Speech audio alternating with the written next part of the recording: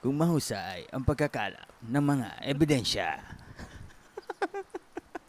Suspect ka sa magpatay. Nandito po tayo sa isang live interview ng isa sa mga isa sa pinagkaaguluhan ngayon ng Facebook tsaka ng YouTube. Kasi hindi sila makapaniwala. Anong masasabi mo tungkol dun sa nung bago kang kumanta? Ano ba yung kinanta mo nung una?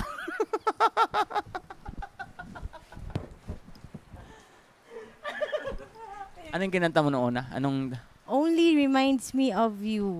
Na-remind ka man noon na mali-mali yung pagkakanta mo doon. Hindi, kasi noon hindi pa ako marunong mag mi, yung tamang pag ganon. Paano, ano ba yung mi? Kailangan yung boses mo, kung nasan yung kamay mo, yun din yung sabay ng katawan mo. Okay. Saan ka ba nag-aral ng mga ganyang technique?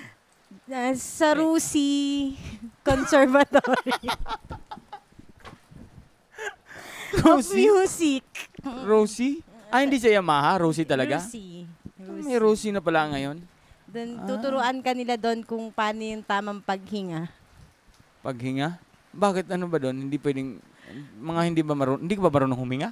Hindi, pag kumakanta ka, iba yung paghinga mo ng natural sa paghinga ng inaral na hinga para sa aming mga singer. Kaya kita interview ngayon kasi gusto ko malaman ng mga tao kung paano talaga yung tamang pagkanta kasi nakita nga nila yung mga video mo sa YouTube na parang kakaiba talaga eh. So, paano ba talaga yung mga tamang pagkanta talaga? Gusto mo ng sample? Sige. Anong kanta ba?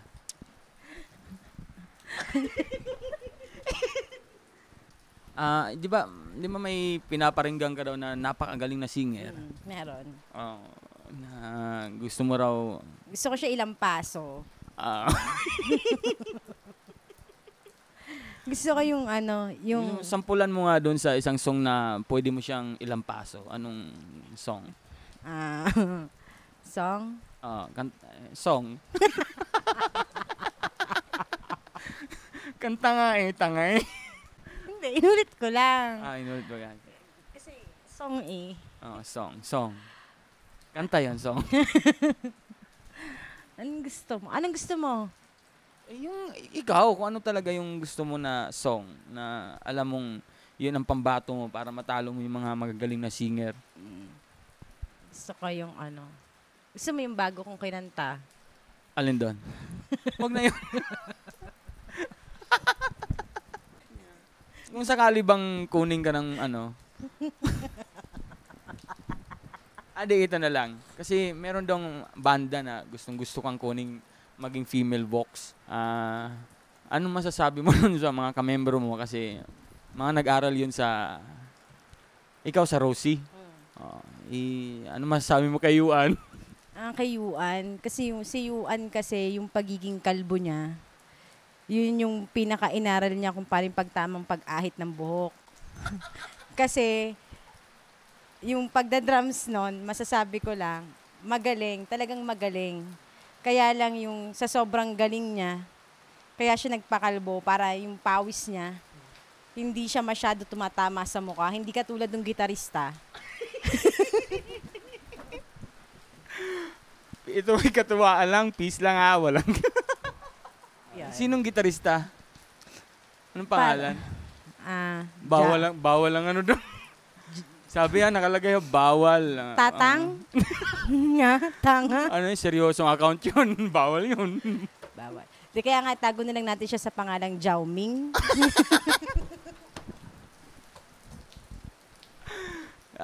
Zhao Ming, siya ba yung naninigaw? Yung naninigaw, tapos laging basa ang polo. yung pianista namin, yung macho? Si Ku. Yung macho naman. Birthday nun. Batiin mo siya. Happy birthday, Ma'am Sel. Kute, pwedeng kuya, pwedeng ate. Anong masasabi mo naman dun sa pianista na yun? Siya, alam ko naman na ang pagkatao niya, hindi siya babaeng babae. kinukubli lang niya yung sarili niya sa paglalagay ng liquid eyeliner na may pagkatusok-tusok sa dulo. Pero ang totoo, nananapak yun, nanununtok ng batok. Dahil, sino tawag? Yung bahista nga pala. Kasi yung bahista talaga, yun talaga yung matagal mo naging kasama. yung sa bahista naman, wala namang problema bukod sa mahabang buhok niya at yung tiyan niya at yung sobrang paglalakad, mapawis, butlig-butlig. At bawal mag-comment ng cute smile dun sa kanyang profile pic kasi pinapaltan niya po.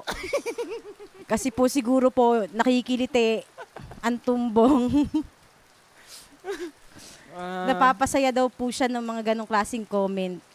Okay. Yung vocalista? Oo. Wag na yun. Gwapo yun Hindi, eh. Wag gusto na ko yun. mag-comment doon. Wag na yun. Yung po tungkol po doon sa vocalista. Iba Ayun pang po vocalista yung, nila. alam nyo, ang ginagawa noon para maging maganda yung buhok niya. Gumagamit na siya ngayon ng Dove shampoo para kahit 3 araw siya hindi maligo, maganda pa rin po ang bagsak ng kanyang buhok. Yun po ang sikreto niya.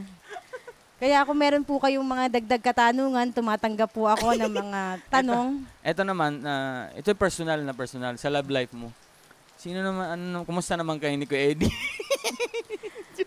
Eto, minamahal ko pa rin siya sa malayo. Habang siya nakaupo at nakanganga sa MGS office. Pero ako'y nagpapasalamat sa kape. Yung crush mo dati na, isa siyang office boy? Yung office boy ko kasi na crush dati na nagpaturok sa nguso ng silicone para mag-pout yung nguso niya. Okay. Parang, sino yun? Yung may motor. Brum, brum. Knock, knock. Who's there? Brum, brum. Dito. Ayan, yung mga crush ko eh. Yan yung mga crush ko. Hindi, iba yun eh. Iba yata tinutukoy mo eh. May kapatid siya na dating lalaki. Pinsan siya nung banda mo. Sino? Yung pinsan siya yung pinaka-head nung mga banda. Yung crush ko? Oo, siya yun. Head siya ng banda? Oo, may poster ka pa nga yung dati niyang girlfriend eh. Ay, oo. Yung crush ko na office boy na matangkad. Lagi mo nang sinisigawan. Hindi ko siya sinisigawan. Minsan kasi tanga. Minsan tanga yung pag-intindi. Hindi ko siya sinisigawan. Tanga siya o hindi ka lang napansin? Hindi. Sabihin na lang natin sa pagkaano ng salita, hindi siya makarinig. Kaya kailangan kong sumigaw dahil yung kapatid.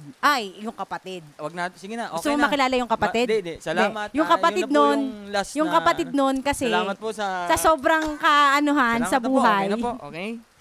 Wala nang ginawa Nag-text na, kung tama na daw. hindi mag-emote ng maling emote. Tapos, ang nangyayari, sinisisi niya sa Okay na, ibang okay na. tao. Paki-off Huwag ganun. yung- Tapos sabi niya, susugudin daw niya ako. Come on. Hey, come on.